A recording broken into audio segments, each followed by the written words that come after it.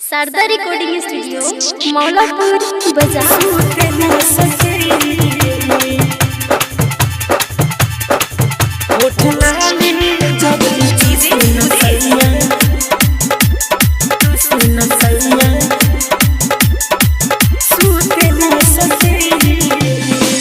बेरी कहला कके बल जोरी लगे कि पलंगिया के रतिया में तोरी लगे कि पलंगिया के रतिया में तोरी बेरी कहला कके बल जोरी लगे कि पलंगिया के रतिया में तोरी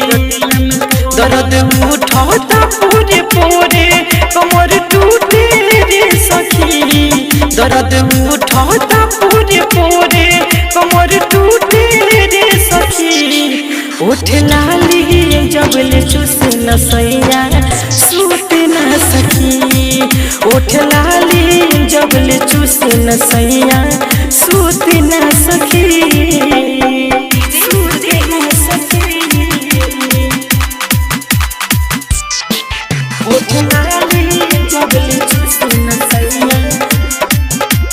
चूस न सैया सूत न सखी कह के जबरदस्ती चुमा लेवी में न सोचला भरम लगा के लाली सहाया में पहुँचला सहाया में पहुँच सखी कह के जबरदस्ती चुमा लेवी में न सोचला भरम लगा के लाली सहाया में पहुँचला काम करेला उल्टा सीधा दिया भूते न सखी काम करेला उल्टा सीधा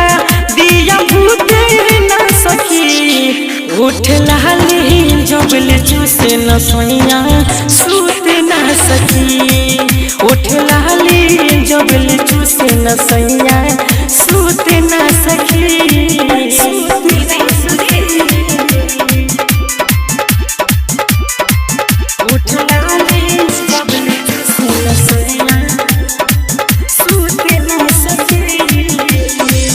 होखे बर्दाश्त नहीं फूल जब सांस हो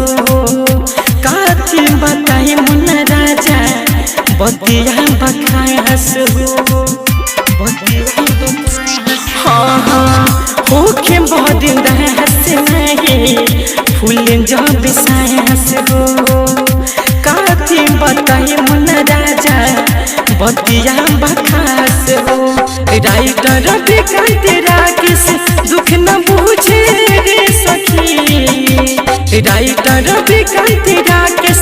दुख न बुझे रे सखी उठ लाली जब न चूसे रे सैया सूत न सखी उठ लाली जब ले चूसे न सैया सूत न